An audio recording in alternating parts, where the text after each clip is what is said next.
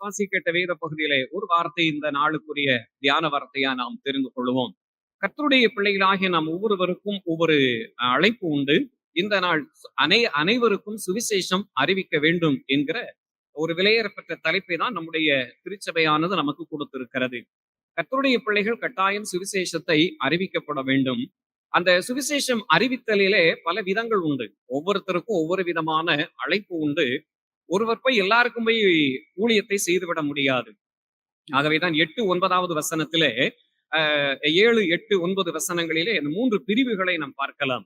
ஒவ்வொருவருக்கும் யாருக்கு போய் விருத்த சேதனம் உள்ளவர்களுக்கு அப்போஸ்தலனாகும்படி பேதுருவை ஆண்டவர் பலப்படுத்தினார், புறஜாதிகளுக்கு அப்போஸ்தலனாகும்படி என்னை பலப்படுத்தினார் என்று பவுல் சொல்லுகிறான். இப்ப அப்படியே பின்பதாக சொல்லப்பட்டதை போல ஒவ்வொரு காரியத்தையும் 9வது வசனத்துல சொல்லும் போது, எனக்கு அளிக்கப்பட்ட கிருபை அறிந்தபோது தூண்களாக எண்ணப்பட்ட யாக்கோபு, கேவா, யோவான் இவர்கள் விருத்த சேதனம் உள்ளவர்களுக்கும் நாங்கள் புறஜாதிகளுக்கும் பிரசங்கிக்கும்படி நம்ம அனைவரையும் கர்த்தர் ஒரு அடையாளமாக வைத்திருக்கிறார் என்று. சரி போல சுவிசேஷம் அறிவிக்கணும். ஒவ்வொருவருக்கும் ஒவ்வொரு விதமான அழைப்பை பெற்று நாம அறிவிக்கிறோம். அறிவிக்கப்பட போகிறவர்களுடைய வாழ்வை முறைத்தான் ஆண்டவர் நமக்கு கற்றுக் கொடுக்கிறார். 2வது வசனம் சொல்லுது, நம்ம ஓடுகிறோம், ஒவ்வொரு நாளும் ஓடுகிறோம். ஓடுகிற ஓட்டம் என்பது சும்மா இருந்து விடக்கூடாதான். வார்த்தை சொல்லுகிறது, நான் ஓடுகிறதும் ஓடினதும் வீணாகாதபடிக்கு அப்படின்னு வார்த்தை பயன்படுத்தப்பட்டிருக்கிறது. நம்முடைய வாழ்வானதும் சரி, சுவிசேஷ ஊழியமா இருந்தாலும் சரி, எதுவாக இருந்தாலும் வீணாக ஒரு மனிதனும் ஓடக்கூடாது.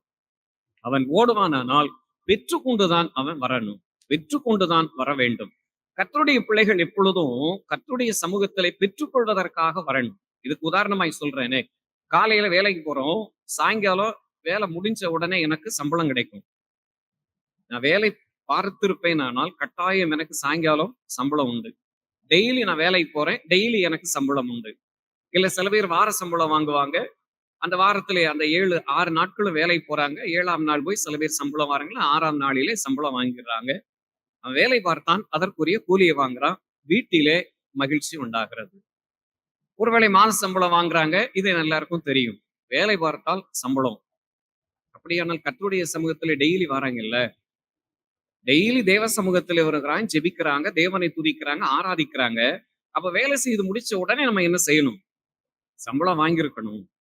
ஏன் நம்ம குடும்பத்துல பலவிதமான போராட்டம், உபத்திரவம், வேதனை. நாங்களும் டெய்லி தான் ஜெபம் பண்றோம், ஆனா எங்க வீட்டுல என்ன இருக்குது? கவலை இருக்குது. நாங்களும் டெய்லி வேலைக்கு தான் வாரேன், ஆனா என் வீட்டுல துன்பம் இருக்குது. அப்படின்னா அர்த்தம் என்ன? நம்ம வேலைக்கு போகலன்னு அர்த்தம். நான் சரியா வேலை செய்யப்படவில்லை என்றுதானே அர்த்தம். நான் வேலை செய்கிறேன், சாயங்காலத்துல அதனதன் அந்த வேலைக்கு தகுந்தார் போல் கட்டாயம் கூலியை பெற்றுதான் வருவோம். கையை கழுவுன கூலி கொடுக்கணும். வேதம் அப்படித்தான் சொல்லுகிறது. ஒருத்தன் வேலை பார்த்தா கையை கழுவி அப்படி எழும்பின உடனே அவன் கையில என்ன செய்யணும்? சம்பளம் கொடுக்கணும். அப்ப அப்படி ஆண்டவர் வேதத்துல முறையை கற்றுக் கொடுத்திருப்பாரானால், கர்த்தருடைய பிள்ளைகள் நாம இங்க வந்துட்டு நமக்கு இங்கே வேலை பார்த்த மாத்திரத்துல நமக்கு ஒரு சம்பளம் உண்டு. இந்த சம்பளத்தை கொண்டு நான் வீட்டுக்கு போவேனானால் அங்கே மகிழ்ச்சி உண்டாகும். அப்படின்னா அர்த்தம் என்ன? நான் இங்க சரியாக வேலை செய்ய வேண்டும். என்னுடைய வேலையின் அளவு சரியாக இருக்கணும். என்னுடைய வேலையினுடைய அளவை ஒருவர் கவனிக்கிறார். என்னுடைய வேலையின் அளவை ஒருவர் கவனிக்கிறார். என் வேலையின் தன்மையை ஒருவர் கவனித்துக் கொண்டே இருக்கிறார். இங்கே கவனித்து பார்த்தால், எப்படி வேலை, நாங்க என்ன வேலை செய்யணும் அப்படின்னு நம்ம கேட்கலாம். இங்க வந்த உடனே நம்ம ஒரு ஜெபம் சொல்லுவோம். பரமண்டல ஜெபத்துல அனுதின ஆகாரத்தை எங்களுக்கு தாரும். அப்படின்னா அர்த்தம் என்ன? நான் இப்ப பரமண்டல ஜெபம் சொல்லிட்டு அது என் வேலை. அதுல ஒரு வார்த்தையை பயன்படுத்துறோம், அன்னைக்குரிய சம்பளம் எனக்கு வேணும். கேட்டோம்ல, அப்ப இப்போ ஆமைன் போட்டோம்னா கட்டாயம் நம்ம வாங்கிட்டு போகணும். இதுதான் தேவ சமூகத்திலே நாம் பெற்றுக்கொள்ளாமல் இருப்பதற்கு காரணம். நான் சரியான வேலை செய்திருக்கணும். அப்படின்னா வேலை என்பது என்ன? அடிக்கடி நான் சொல்லுவேன், இங்க நமக்கு என்ன வேலை இருக்கு? கர்த்தருடைய பிள்ளைகள் கர்த்தருடைய சமூகத்துல என்ன வேலை? மண்வெட்டி எல்லாம் பிடிக்க வேலை இல்லை. நாம இங்க செய்ய வேண்டிய வேலை முறையான வேலையை. இதை நீங்க கவனிக்கணும். காலையில அழகான வேதத்தை எப்படி எல்லாம் தியானிக்கணும், வாசிக்கணுங்கிறத கர்த்தருடைய அருமையான நல்ல காரியத்தை சொல்லி கொடுத்தாங்க. நன்றாய் கவனிக்கணும். இந்த ஆலயத்திற்குள்ளே வந்த மாத்திரத்துல என் வேலை என்ன அப்படிங்கிறத கவனிக்கணும். என்னுடைய வேலை என்ன? என்னுடைய வேலை என்ன? இந்த ஆலயத்திற்குள்ள இருந்து வரும்போது அங்க இருந்தே நான் கவனிங்களேன். நான் நடந்து வாரேன், முழங்கால் போட வேண்டும், இது முதல் வேலை. கைகளை கூப்பி ஜெபிக்க வேண்டும், இது 2ஆம் வேலை. இதுல ஒரு வேலை குறைஞ்சாலும் என் சம்பளம் குறைக்கப்படும். தேவ சமூகத்திலே கவனித்துக் கொள்ளணும். 3வது, நான் கண்களை மூடி ஜெபிக்கலாம், இல்லைன்னா கண்களை திறந்த ஆகிலும், ஆனால் ஜெபித்திருக்க வேண்டும். தன்னை அர்ப்பணித்திருக்க வேண்டும். இது இந்த வேலைய கவனிப்பார். அடுத்த வேலை என்ன? அமர்ந்து கொண்டோம். இப்ப என்ன செய்யணும்? என் கைகளுக்கு வேலை கொடுக்கணும். பாடல் பாடுகிறோம், வாய்களை திறக்கணும், இது வேலை. கைகளை தட்டி பாடணும், இது வேலை. இந்த வேலை குறையுமானாலும் சம்பளம் குறையும். என் வேலையை கவனிக்கிறார். நீங்க ஒரு வேலை செய்றீங்க, பேசிக்கிட்டே இருக்கீங்கன்னா, அந்த சூப்பர்வைசர் உங்கள சொல்லுவாரா மாட்டாரா? 100 நாள் வேலையா கூட இருக்கட்டும். என்ன பேசிக்கிட்டே இருக்கீங்க, வேலைய செய்யுங்க அப்படிம்பாங்க. அப்படின்னா, நீங்க செய்யறது 4 கொத்து கொத்துல, ஒரு கொத்து கொத்த மறந்தாலும் கூட அவர் சொல்லுவார். நீங்க வேலை சரியில்ல. நன்றாய் கவனித்து அப்ப நம்ம இங்க வந்து எவ்வளவு வேலை செய்யறோம் பாருங்களேன். பாட்டு படிக்கிறோம், கைகளை தட்டுறோம், கரங்களை உயர்த்துகிறோம். இதெல்லாம் வேலை. கர்த்தருடைய பிள்ளைகள் செய்ய வேண்டிய வேலை. இப்ப வேலை முடிச்ச உடனே எஜமான் நம்மோடு பேசுவார். நீங்க எல்லாம் வேலை பார்த்த உங்களுக்கு உங்களுடைய தகுதிக்கு ஏற்றார் போல. ஏன்னா ஒவ்வொருத்தருக்கும் ஒவ்வொரு வேலையோட நம்ம இங்க இருக்கிறோம். ஒவ்வொருத்தரும் பலவீனமா இருக்கலாம், உட்கார்ந்து தான் இருக்கணும், முழங்கால் போட முடியாது, நின்று கொள்ளலாம். இது தவறல்ல. அது அவருடைய பலவீனங்களை கர்த்தர் அறிந்து. ஆனால் எப்படியாகிலும் இந்த இடத்தை விட்டு போகும்போது சம்பளம் கட்டாயம் வாங்கித்தான் போகணும். வார்த்தை சொல்லுகிறது, நான் வீணாக ஓடக்கூடாது. நான் ஆண்டவருடைய சமூகத்திலே வருவேனானால் நான் வீணாக ஒரு நாளும் ஓடக்கூடாது. நான் ஆண்டவரை ஏற்றுக்கொண்டிருப்பேனானால், நான் ஜெபித்திருப்பேனானால், தேவனை சார்ந்து வாழ்ந்திருப்பேனானால், கர்த்தர் எனக்கு இந்த நன்மையை செய்திருக்கிறார் என்றுதான் சொல்ல வேண்டுமே ஒழிய, எனக்கு ஒரு காரியமும் செய்யவில்லை என்று யாராலும் என்ன செய்ய முடியாது, சொல்லப்பட முடியாது. அப்படின்னா நான் சொல்றேன், தேவ சமூகத்திலே வந்திருக்கிறவர்கள் வீணாக மட்டும் வறண்டு அப்படியே போயிடக்கூடாது. ஏனென்றால் நான் போகும்போது கேட்டு வாங்கணும். சம்பளத்தை சில பேர் என்ன செய்வாங்க, சம்பளம் என்ன அப்படின்னு சொல்லி கேட்டு வாங்குவோம். கேட்டு வாங்கணும் அப்படின்னு ஆண்டவர் சொல்றார். அவர் சொன்னார். சில நேரத்துல நம்ம கேட்கல. சில நேரம் நம்ம சம்பளத்தை நான் கேட்கல. அவர் என்ன சொன்னாரு? என் நாமத்தினால இதுவரைக்கும் நீங்க கேட்கல அப்படின்றார். என் நாமத்தினாலே இதுவரை நீங்கள் எதையும் கேட்கவில்லை. ஆகவே என் நாமத்தினாலே நீங்கள் கேட்டு பழகுங்க. கேட்கிற எவனும் பெற்றுக்கொள்ளுகிறான் என்று. இது குடும்ப வாழ்வுக்கும் சரி, ஆவிக்குரிய வாழ்வு. குடும்ப வாழ்விலே நம்ம உழைக்கிறோம், சம்பாதிக்கிறோம், நம்முடைய வீடு சுகமா இருக்கிறது. ஆனால் ஆவிக்குரிய வாழ்வில இங்க வந்து வேலை செஞ்சாதான் என் மனதிற்கும் ஆத்மாவிற்கும் சுகம் உண்டாகும். ஏன் தேவ சமூகத்திலே வரணும்? நம்ம வீட்டுல இருந்து ஆராதிச்சான பரவாயில்ல, அது தப்பு இல்ல, அது அவங்களுடைய விருப்பம். ஆனா நான் வெளியே உழைத்தால் என் வீடு வளம் பெறும், என் வீடு சுகம் பெறும். இது எல்லாருக்கும் தெரியும். ஆலயத்திலே வந்து சில மணி நேரம் நான் வேலை பார்ப்பேன், ஆனால் என் மனதிற்கு என் ஆத்மாவிற்கு தேவன் சுகத்தை கொடுப்பார். ஆகவேதான் 2 பேர் 3 பேர்னாலும் நீங்கள் வருவீர்களானால் நான் அங்கே வருவேன். நீ 2 பேர் வேலை பார்த்தாலும் போதும், இல்ல 100 பேரால் நான் எதிர்பார்க்கல. ஆண்டவர் சொல்ல, நீங்க 2 பேர் வந்தாலும் சரி, நான் அவர்கள் நடுவிலே வருவேன். ஏனென்றால் என் வேலை செய்ய என் தோட்டத்திற்குள் நீங்கள் வந்து விட்டீர்கள். என் தோட்டத்திற்குள் நீங்கள் வருவீர்களானால் உங்களுக்கு நான் வெறுமையாய் ஒரு நாளும் அனுப்பவே மாட்டேன். ஆகவேதான் ஆண்டவர் சொன்னார். அப்படியானால் நாம் சுவிசேஷம் அறிவித்தாலும் சரி, ஜெபித்தாலும் சரி, வீணாக மட்டும் ஓடிவிடக் கூடாது. நீங்க இப்ப கொரிந்தியர் நிருபத்துல பாத்தீங்கன்னா, கொரிந்தியர் நிருபத்துல ஒரு வார்த்தை இப்படியாக சொல்லுகிறது. 9ஆம் அதிகாரத்துல 1 கொரிந்தியர் 9ஆம் அதிகாரம் 24வது வசனத்தை ஒருத்தர் வேகமாய் வாசிப்போம். பந்தயசால ஓடுறவங்க எல்லாம் ஓடுவாங்க, ஆகிலும் ஒருவனை பந்தயத்தை பெறுவான் என்று அறியீர்களா? அப்படியான பெற்றுக்கொள்ளத்தக்கதாய் ஓடுங்க. இன்னைக்கு ஆண்டவருடைய வார்த்தை எப்படித்தான் சொல்லுகிறது.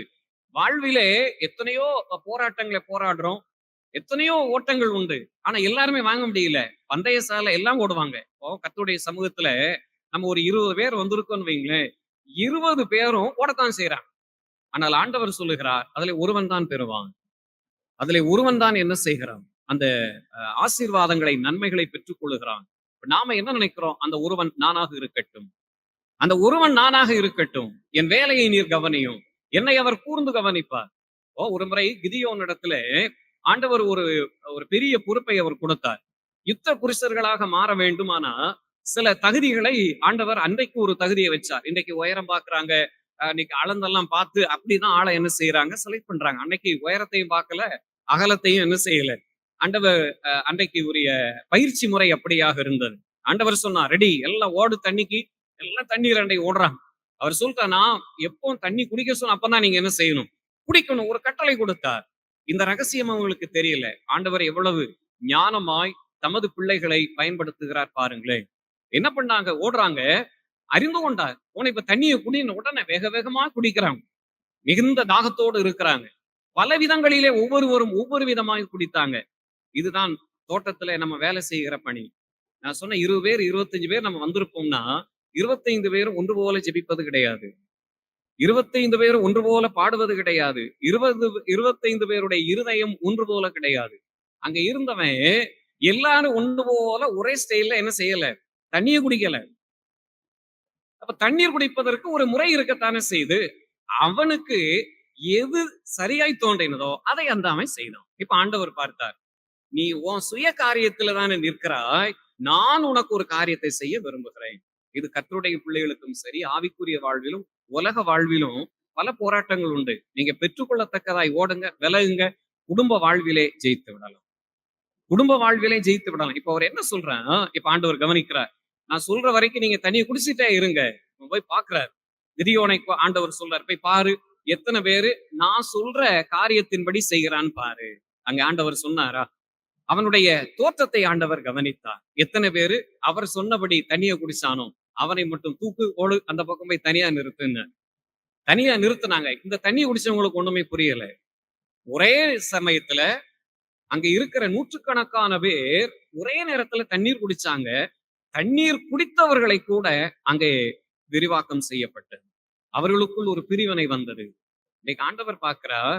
ஆண்டவருடைய சமூகத்துல நானும் வந்து ஜெபம் பண்றேன். கூடியும் ஜெபம் பண்றேன், தனியா ஜெபம் பண்றேன், எல்லா காரியத்திலையும் ஜெபம் பண்றேன். ஏன் எனக்கு கிடைக்கல? ஆண்டவர் எதிர்பார்க்கிற செயலை நான் செய்ய வேண்டும். அவர் எதிர்பார்க்கிறார். இப்ப ஆண்டவர் பார்த்தார். இந்த குறிப்பிட்ட ஒரு கொஞ்சம் பேரை மட்டும் தனியா கொண்டு போயிரு அப்படின்னு சொல்லி சில பேரை மாத்திரம் தெரிந்து கொண்டார். மீத உள்ளவங்கள அவன் வேண்டாம் அனுப்பி விட்டுருன்ட்டார். அனுப்பி விட்டுரு அப்படின்னு சொன்னார். அப்ப நம்ம 20 25 பேர் வந்திருக்கோம்னு சொன்னேன். அப்ப இப்போ அதுல ஒரு ஒரு 10 20 பேர் என்ன செய்திருவாங்க? இப்போ வெளியேறிடுவாங்க. வெளியேறிடுவாங்க. ஏனென்றால் ஆண்டவர் எதிர்பார்க்கிற காரியம் எல்லாருக்கும் கொடுக்க முடியாது. ஆண்டவர் நல்லவர் தான். அவர் நன்மை செய்கிறவர் தான். எல்லாருக்கும் கொடுத்துட்டா அப்ப அந்த இல்லாத இன்னொரு கூட்டம் வெளியே ஆயத்தமாக இருக்கிறதை அவர்களுக்கு என்ன செய்வது? சில நேரங்களிலே நாம நினைப்போம், இது எனக்கு தான் வேணும், எனக்கு மட்டும்தான் வேணும். ஆண்டவர் சொல்லுவார், அதுக்கு நீ தகுதியானவனாக இருப்பாயானால் உனக்கு உண்டு, இல்லாவிட்டால் புறஜாதியான மக்களுக்கு உண்டு. இங்கே வார்த்தை சொல்லுகிறது, பந்தய சாலைகளில் ஓடுகிறவன் எல்லாம் ஓடுவாங்க, ஒருவனை பெற்றுக்கொள்வான். நான் சொல்ல, ஆண்டவரே நான் தான் பெற்றுக்கொள்வேன். அந்த பெற்றுக்கொள்ளுகிறவன் நானாக இருக்கட்டும். கடவுளுடைய சமூகத்திலே வந்து இந்த ஒரு அதாவது ஜெப ஜீவியத்துல சில நேரங்கள்ல இருக்கும், சுயமா இருக்கக்கூடாது, சுய வாழ்வு இருக்கக்கூடாது. நான் சொல்றேன், ஆவிக்குரிய வாழ்விலே ஜெபத்திலே நான் பெற்றுக்கொள்ளணும். இந்த எண்ணத்தோடு நாம ஓடணும். சரி, இப்போ அந்த பெற்றுக்கொள்ளணும் அப்படின்னா நான் உண்மையாய் நாம ஓடணும். அந்த ஒருவன் நானாக இருக்கணும் அப்படின்னு சொன்னா அதுக்கு முன்னால ஒரு வசனத்தை வாசித்து வந்துருவோம். பிலிப்பியர் 3ஆம் அதிகாரம் 13வது வசனத்தை வாசித்தீங்கன்னா இங்க ஒரு தகுதி சொல்லப்பட்டிருக்கிற. வேகமாய் வாசிப்போம், சீக்கிரமா முடிப்போம். 13வது வசனம் எடுத்தவங்க வேகமாய் வாசிங்க. ஒண்ணு செய்கிறேன், பின்னானவைகளை மறந்து, அவ காலையில மறந்துடணும், காலையில சாப்பிட்டதை மறக்கணும், காலையிலோட நினைவுகளை மறக்கணும். காலை இப்ப நேற்றைய இப்ப 7 மணி 40 நிமிஷம் 7:39 மறக்கிறவர்கள் தான் 41வது நிமிடம் நமக்கு உண்டு. ஆண்டவர் சொல்லுகிறார், பழையவைகளை, அந்த பின்னானவைகளை எவன் ஒருவன் மறக்கிறானோ அவன் தான் பெற்றுக்கொள்வான். பழைய வாழ்வு முறை, பழைய கவலை, பழைய சிந்தைகள், பழைய செயல்கள் எல்லாம் மறப்போம். மறக்கப்படுவதற்கு, அதை நான் தூக்கி எறியப்படுவதற்கு நான் ஒன்று தீர்மானம் செய்யணும். ஒன்று செய்கிறான். அப்போ செய்தால்தான் முன்னானவைகளை நாட முடியும். நான் எதையாகிலும் பழைய காரியங்களை, இந்த சிந்தைகளை இருக்கத்தான் இல்லைன்னா சொல்ல முடியாது. கவலைகள் உண்டு, துக்கங்கள் உண்டு, வேதனைகள் உண்டு. சில மனிதர்கள் பேசின வார்த்தைகள் எல்லாம் அப்படியே நமக்குள்ள அப்படியே தலைக்கு மேல பெருகி இருக்கத்தான் செய்யும். இப்ப அந்த வார்த்தைகள் நம்மை ஜெயிக்க விடாது. நாளுக்கு நாள் என்னை வேதனைப்படுத்தும், கவலைக்குள்ளாக்கும், சரீரத்தை ஒடுக்கிறோம். ஆண்டவர் சொல்றார், உங்களுடைய வாழ்வு ஜெயமாய் மாறணுமானால், சுகம் உண்டாகணுமானா கட்டாயம் பின்னானவைகளை மறந்துதான் ஆகணும். முன்னானவைகளை நாடுவீர்கள். அப்படி நாடப்படும் போது என்ன நடக்கும்? இப்ப 14 வாசிங்களேன். 14, கிறிஸ்து இயேசுவுக்குள் தேவன் அழைத்த பரம அழைப்பின் பந்தய பொருளுக்காக லக்கை நோக்கி ஓடுங்க. எப்ப நீங்க பின்னானவைகளை மறக்கிறீர்களோ, இப்ப ஆண்டவர் சொல்லிருவார், கவலைப்படாத, பரிசு உனக்கு தான். எப்பொழுது அப்ப தெரியும். அப்ப கவனிச்சுக்கோங்க, ஜெபிக்கின்ற பொழுது பின்னானவைகளை மறந்து தன்னை தேவ சமூகத்திலே ஒப்புவித்து, அதான் சொல்றோம், பாவங்களை மன்னித்து, அதான் சொல்றேன், பழைய சம்பவத்தை நேற்றைய அடுத்த செகண்ட் முடிஞ்சு போச்சு, அவ்வளவுதான். எவன் ஒருவன் பழையவைகளை கைக்கொண்டு அவைகளிலே நிற்பானானால், வார்த்தை சொல்லுகிறது 11ல, அவருக்காக நான் எல்லாவற்றையும் நஷ்டம் என்று விட்டேன், குப்பையுமாக எண்ணுகிறேன் என்று அவன் சொல்லுகிறான். அதெல்லாம் குப்பை, அதை ஏன் பிடிச்சுக்கிட்டு இருக்கணும்? அதை கீழே விடணும். சில நேரங்களில் விட முடியாது, விட்டுதான் ஆகணும். ஏன் தெரியுமா? நான் பெறுவது சாதாரண இடத்தில் இருந்து நன்மை அல்ல, கிறிஸ்து இயேசுவுக்குள் தேவன் கொடுக்கிற ஆசீர்வாதம். ஒரு சாதாரணமா இப்ப நம்ம ஒரு பரிசு, நம்ம ஆலயத்துல ஒரு பரிசு போட்டி வைக்கிறோம், நம்மால முடிஞ்ச ஒரு தட்டு ஒரு பெண்ணை கொடுக்கிறோம். ஒரு பேனாவுக்கும் ஒரு தட்டுக்கும் எத்தனை போராட்டம் பாருங்களேன். எத்தனை போராட்டம், எத்தனை போராட்டம், இழுத்து கீழே விழுந்து கால்ல காயத்தோட ஒரு தட்டை வாங்குறதுக்கு இத்தனை போராட்டம். அப்போ ஆண்டவர் கொடுக்கிற அந்த பரிசு பொருளுக்கு நான் ஓடப்படும் பொழுது எத்தனை தகுதியுடையவனாய் நான் வாழ வேண்டும். கர்த்தருடைய சமூகத்தில் இன்றைக்கு என் குடும்பம் ஆசீர்வதிக்கப்பட வேண்டுமானால் நேற்றைய தினத்தை முடிஞ்சிடணும். ஆண்டவர் சொன்னார், அந்தந்த காலம் அந்தந்த நாளுக்குரிய பாடு போதும், ஏன் நாளைக்காக கவலைப்படுகிறீர்கள்? இன்றைக்குரிய காரியம் இன்னைக்கு முடிஞ்சா, இப்ப அடுத்த நேரம் என்ன செய்யணும் அதை யோசிங்க. பழையவைகளையும் பழைய மனிதனையும் அவனுடைய சிந்தைகளையும் விட்டு விலகாமல் எப்பொழுது நான் நிலை நிற்கிறேனோ நான் ஜெயிக்க முடியாது, நான் ஜெயிக்கவே முடியாது. ஆகவேதான் இப்ப 1 குழந்தையர்ல வாசித்தோம், அவன் ஒருவனை பெறுவான், பந்தயத்திற்கு போராடுகிற யாவரும் எல்லாவற்றிலும் இச்சையடக்கமாயிருப்பார்கள், அவர்கள் அழிவுள்ள கிரீடத்தை பெறும்படிக்கு அப்படி செய்கிறார்கள், நாமோ அழிவில்லாத கிரீடத்தை பெறும்படிக்கு அப்படி செய்கிறோம். நான் சொல்ற உலக வாழ்வுல இன்னைக்கு எத்தனை போராட்டம், எத்தனையோ ஸ்போர்ட்ஸ் இருக்கத்தான் செய்யுது, எல்லாவற்றிலும் சில உபத்திரவம் இருக்கத்தான் செய்யுது, வேதனை இருக்கத்தான் செய்யுது. ஆனால் ஆண்டவர் சொல்லுகிறார், அழிவில்லாத நன்மையை பெறுவதற்கு கொஞ்சம் போராடித்தான் ஆகணும், கொஞ்ச நேரம் முழங்கால நின்றுதான் ஆகணும், கொஞ்ச நேரம் தேவனை துதித்துதான் ஆகணும், தேவனை ஆராதித்துதான் ஆகணும். ஏனென்றால் தேவன் தமது ஜனங்களை, ஆண்டவர் சொன்னார், என் துதியை இவர்கள் சொல்லி வருவார்கள், அதற்கென்று ஒரு கூட்டத்தை நான் ஆயத்தம் பண்ணி வச்சிருக்கிறேன், என் துதியை சொல்லி அவர்களுக்கு என் மகிமையை கொடுப்பேன். அப்ப துதி செலுத்துவதிலும் தேவனை மகிமைப்படுத்துவதிலும் நாம செய்ய வேண்டிய வேலையை சரியா செய்வோமானால், நான் சொல்ல 2 பேர் இருந்தாலும் போதும், அந்த 3 பேரும் அந்த நாளுக்குரிய நன்மைகளை கட்டாயம் கொண்டு போவோம். இந்த ஆலயத்திலே ஒரு மகிமையான ஆசீர்வாதம் உண்டு. இப்போ எல்லாம் காலை ஜெப நேரம் முடிந்தது, எல்லாரும் போயிட்டோம். இப்ப என்ன செய்யப்படும்? ஏற்கனவே வைக்கப்பட்டவைகள் பழையவைகள், ஆனா நம்ம சாயங்காலம் மறுபடியும் வரும் பொழுது அவைகள் அனைத்தும் புதுப்பிக்கப்படும். ஏனென்றால் ஆண்டவர் கொடுக்கிற ஆசீர்வாதம் பழையதெல்லாம் கொடுக்க மாட்டார், அவர் எப்ப ஃப்ரெஷ்ஷாவே தான் கொடுப்பார். இப்போ நம்ம ஒரு டீ கடைக்கு போனா சாயங்காலம் போல வடையெல்லாம் போட்டு வச்சிருப்பான். முதல் கேள்வி என்ன கேட்பான் தெரியுமா? வடை கடையில போய் நின்று முதல் கேள்வி என்ன கேட்போம்? டீ எல்லாம் சூடா இருக்கான்னு கேட்க மாட்டோம், வடை சூடா இருக்கா? ஏன் சூடா போட்டாதான் நீங்க சாப்பிடுவீங்களோ? நமக்கு தெரியுது, நமக்கு தெரியுது இந்த வடை ஏன் ஆறி, இது காலையில போட்டது, கொஞ்ச நேரத்துக்கு முன்னாலதான் போட்டது, அவன் சொல்லுவான், லேசா ஆறி இருக்கும், கொஞ்ச நேரத்துக்கு முன்னாலதான் போட்டது, அங்க சுட சுட நாக்கெல்லாம் சுட்டுருக்கணும், அப்படிதான் நான் சாப்பிடணும். ஒரு வடை சாப்பிடுறதே நான் யோசிக்கிறேன், நான் சூடா சாப்பிடணும், ஃப்ரெஷ்ஷா சாப்பிடணும். அப்ப தேவ சமூகத்திலே வந்து அவர் வேலையை நான் சரியா செய்வேன், ஆனால் என்னை சும்மா விடுவாரா? டீக்கடையில சூடா சாப்பிடக்கூடிய வடை சாப்பிடுற எனக்கு ஆசை இருக்கும்போது கர்த்தர் எனக்கு ஃப்ரெஷ்ஷா கொடுத்து அனுப்புவார். நான் இந்த சமூகத்துல வந்துட்டு இப்ப போனாலும் சரி, நிறைய பேர் இருக்கணும், அந்த எதிர்பார்க்கவே கூடாது. 2 பேர்னாலும் சரி, நன்மையை நான் வாங்கிட்டு தான் போவேன். வருகிறவன்ல போகும்போது நான் வித்தியாசமாய் போனேன். யாக்கோபு ஒரு தீர்மானம் செய்தான். அவன் வரும்போது பயந்து வந்தான். யாக்கோபு இந்த ஆற்றண்டை வந்தான், பயந்து வாரான். ஐயோ என் அண்ணன் கொலை செய்திருவானோ, பயந்து போய் வந்தான். ஆண்டவர் பார்த்தார், அடையாளத்தை கொடுத்தார், அடையாளத்தை கொடுத்தார். சில நேரம் நான் அடையாளம் சொல்வேன், அது நிறைய பேருக்கு சங்கடம் போல தோன்றிடும். யாக்கோபு வரும்போது நல்லா வந்தான், திரும்பி போகும்போது நொண்டியா போனான், திரும்பி போகும்போது நொண்டியா போனான். ஏன் தெரியுமா? நீ சரியாக வேலை செய்திருக்கிறாய் என்பதற்குரிய அடையாளம். நீ சரியாக என் சமூகத்திலே போராடி இருக்கிறாய், அப்படிதான் அந்த வார்த்தை சொல்லும். அவனுடைய தொடையின் நரம்ப என்ன செய்தாராம் நல்லாவே தெரியுமே.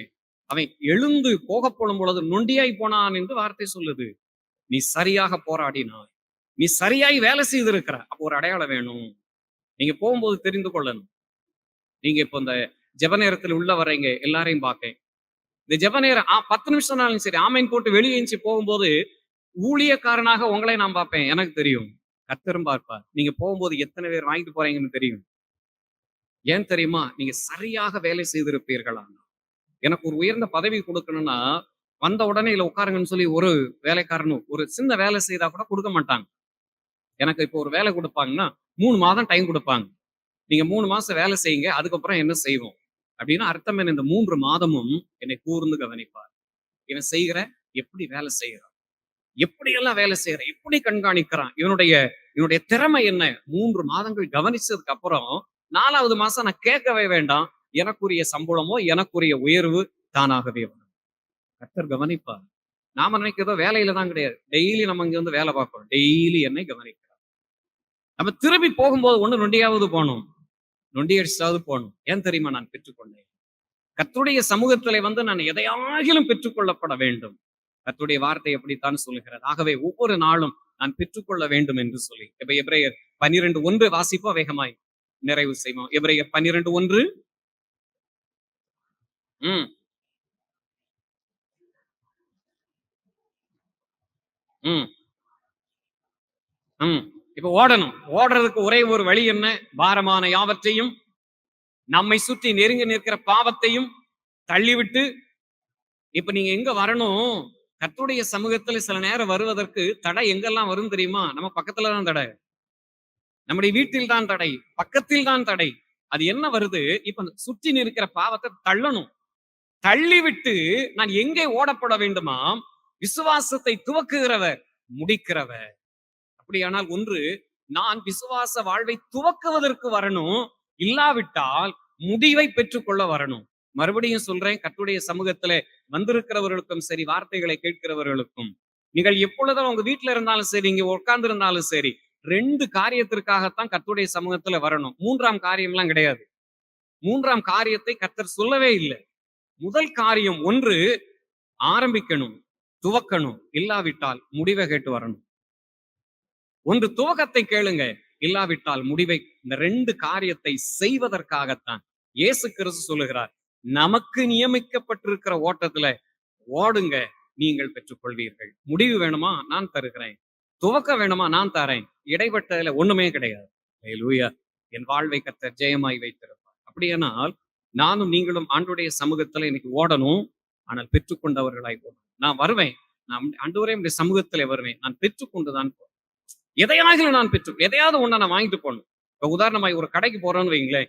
கடையில போய் நல்லா உள்ளெல்லாம் பார்த்துட்டு, நம்ம பாட்டுல வெளியே வந்தோம்னா அந்த கடைக்காரர் கேட்பாங்கல்ல, ஆமா என்ன வந்தீங்க? ஒண்ணும் இல்ல, சும்மா தான் நான் வந்தேன் அப்படின்னா அந்த மனுஷன் என்ன சொல்லும்? சரி, ஒரு கடைக்கு போனா பரவாயில்ல. ஊரு கடையெல்லாம் போய் கண்காட்சியா வந்திருக்கோம். போய் எல்லாம் பார்க்கிறதுக்கு. போய் எல்லா கடையிலையும் பார்த்துட்டு, இல்ல சும்மா தான் வந்தேன் அப்படின்னா என்ன செய்வான் பாருங்களேன். இவன் திருடன்பான். இவன் நீ ஏதோ வேவுவாக்க வந்திருக்க. நாம சொல்லணும், ஏய் சும்மாதான்யா வந்தேன். இப்ப நம்ம மேல பல குற்றச்சாட்டு வந்துரும். வந்தவன் சும்மானாலும் என்ன செய்யணும்? நீ போகணும்ல. நீ வந்தாலும் சும்மா போன. சமீபத்துல ஒரு காரியத்தை நான் சொல்லி நிறைவு செய்கிறேன். நம்ம தூத்துக்குடியில டிமார்ட் உடைய பொருள்லாம் நல்லா இருக்கும். ஒரு முறை நம்ம சபையில இந்த பொருட்கள் எல்லாம் வாங்கும்போது குருவானவர் அங்க இருந்தா வாங்கிட்டு வந்தாங்க. அப்ப எனக்கு ஒரு ஆசை, ஒரு நாள் போய் டிமார்ட்டை பார்க்கணும் அப்படின்னு. ஒரு நாள் போயிட்டேன். டிமார்ட் போயாச்சு. போயிட்டு எல்லாம் போய் பார்த்துட்டேன். இப்ப எதை பொருள் வாங்கணும்னு தெரியல. எதை வாங்கணும்னு தெரியல. உள்ள போயிட்டு வெளியே வரும்போது பார்க்கேன். பெரிய கவுண்டர் இருக்குது. இப்போ வெளியே வரும்போது ஒரு கேள்வி என்ன செய்வாங்க? ஆமா என்ன பொருள் வாங்கின? பில்லுங்க. ஏன்னா அவன் பெய்டு பண்ணி தான் என்ன செய்யணும்? வெளியே அனுப்பணும். பெய்டு பண்ணி தான் வெளியே அனுப்புவான். என்ன செய்வீங்க? என்ன செய்ய முடியும்? ஊரெல்லாம் சுத்தியாச்சு. இப்ப நல்லா நான் சும்மா பார்க்க தான் வந்தேன் அப்படின்னா, இப்ப என்ன புடிச்சு எங்க விட்டுருவாங்க? ஓடு, என்கொயரி போ. நீ யாரு? உன் பின்னால யாரு இருக்கா? எவ்வளவு எத்தனை கேள்வி வரும் பாருங்களேன். வேற வழி இல்லாம பார்த்து போயி, நான் வாங்குனது போய் தேடி பார்த்தா என் கண்ணுல விட யூஸ் அண்ட் த்ரோ. அதாவது இந்த டிஷ் பேப்பர் இருக்கு பாருங்களேன். ஒரு டிஷ் பேப்பர அந்த பொம்பளை பில்லு போட்டு என்ன மேலும் கீழும் பாக்கு. இந்த டிஷ் பேப்பர வாங்கத்தான் இந்த டிமார்ட்டுக்கு வந்தயான்னு. ஏன்னா எதையாவது வாங்கிட்டு போயிரணும். ஏன்னா பில்லு அங்க வந்து பெய்டு பண்ணணும். நீங்க நான் சொல்றேன், ஒண்ணு பிரசையாவது வாங்கிட்டு போங்க. பல்லு தேய்க்கிற பிரசையாவது வாங்கிட்டு போங்க. எதையாகிலும் நீங்கள் பெற்றுக்கொள்ளணும். விலை உயர்ந்த பொருட்கள் உண்டு. எனக்கு என்ன தேவையோ அதையாவது வாங்கிட்டு போங்க. ஏனென்றால் ஆண்டவருடைய சமூகத்திலே வந்து கண்காட்சிக்கு நாம் அங்கே வரல. கர்த்தருடைய சமூகத்தில் அந்த நன்மையை பெற்றுக் கொள்வதற்கு. ஒரு பழத்தோட்டத்துக்குள்ள போயாச்சு. கொய்யா மரமோ, பழங்கள் தொங்கிக்கிட்டே இருக்குது. ஆஹா! எவ்வளவு அழகா இருக்குது அப்படின்னு யார் செய்வா? யார் கைய கட்டிட்டு நிப்பா? உடனே என்ன செய்திரணும். சேவு கடையில போய் நின்னாலும் கூட கடிச்சு பார்த்தா தான் நமக்குள்ள ஒரு திருப்தி. எதையாகிலும் எடுத்து கடிச்சா தான் நமக்கு திருப்தி. அவன் போடுறதுக்கு முன்னால இங்க பாதி என்ன செய்திரும். சில நேரங்கள்ல அந்த கடலை வாங்க போகும்போது நீங்க பார்த்திருக்கீங்களா? அந்த ஆள் இன்னொருத்தர் போறதுக்கு முன்னாடி எப்படியும் ஒரு 1/4 கிலோ கடலை உள்ள போயிரும். ஆனா நம்ம வாங்குறது 100 தான் வாங்குவோம். இங்க உள்ள பார்த்தீங்கன்னா போயிருக்கும். ஏன்னா அது ஒரு ஆசை. அதுல நான் என்னுடைய அந்த சுவை எப்படி இருக்கு நான் வாங்குறேன். எதையாகிலும் நான் வாங்கணும். ஆண்டவர் சொல்றார், நீங்க ருசித்து பாருங்க. இன்றைக்கு ஆண்டவருடைய வார்த்தையைத்தான் சொல்லுகிறேன். பெற்றுக்கொண்டவர்களாய் போ. நான் வெறுமனே வந்தேன், வெறுமனே போகிறேன். ஒரு நாளும் சொல்லக்கூடாது. நான் ஆண்டவரே என்னை வெறுமையா ஒரு நாள் அவர் சொல்ல மாட்டார். நான் என்னைக்குடா உன்னை வெறுமையா அனுப்புனேன். தாய் வீட்டுக்கு தன் பிள்ளைகள் வருமானால் என்றைக்காயிலும் இன்னைக்கான வயசான நீங்க பேரம்பேத்தி எடுத்து அந்த பேரம்பேத்திகளே கல்யாணம் ஆயிட்டீங்க. நீங்க தாய் வீட்டுக்கு வந்தீங்கன்னா இன்றைக்கும் அந்த தாயோ தகப்பனோ உங்களை வெறுங்கைய அனுப்புன எங்க அப்பா அம்மா இருக்காங்கன்னு யாராவது ஒருத்தர் கை வைத்துங்க பார்ப்போம். ஒரு ஆளும் கிடையாது. எப்படியாகிலும் எதையாவது ஒன்ன தூக்கி என்ன செய்யும்? எதையாகிலும் ஒன்ன கொடுக்கிறது. எது சிக்குதோ கையில கொடுத்து இந்தா கொண்டு போ. ஏமா வேண்டாமா அங்க இருக்குது. இல்லன்னா அது என்னமோ உயிரே போனது போல ஆயிரும். அது கொடுத்த உடனே ஒரு ஜீவன் வந்துரும். எப்பாடா என் பிள்ளைக்கு நான் என்ன செய்கிறேன்? இன்னைக்கு கர்த்தர் அப்படிதான் சொல்றார். நீங்க எத்தனை ஆண்டு விசுவாசிகளா இருந்தாலும் சரி, ஒவ்வொரு நாளும் அவர் நமக்கு கொடுப்பார். இன்னைக்கு பெற்றுக்கொண்டுதான் போகணும். நீங்க எதை பெற்றுக்கொள்றீங்களோ தெரியாது. எதையாகிலும் பெற்றுக்கொள்ளுங்க. எதையாகிலும் வாங்காம போகக்கூடாது. இல்லன்னா அங்க வாசல்ல ஒருவர் நிப்பார். அங்க வாசல்ல ஒரு செக்யூரிட்டி நிப்பான். உள்ள வந்துட்டு என்ன சும்மா வெறுங்கையா போறேன்னு. அந்த சைடுல போய் கியூல அங்க என்கொயரியில போய் நிக்கணும். நான் பெற்றுக்கொண்டவனாய் ஓட கர்த்தர் கிருபை செய்தார். பவுல் சொல்லுகிறான் கலாத்தியர் 2:2 நான் ஓடுகிறது வீணாக ஓடக்கூடாது. என் வாழ்விலே நான் வீணாக ஓடக்கூடாது. என் குடும்ப வாழ்விலே நான் வீணாக ஓடக்கூடாது.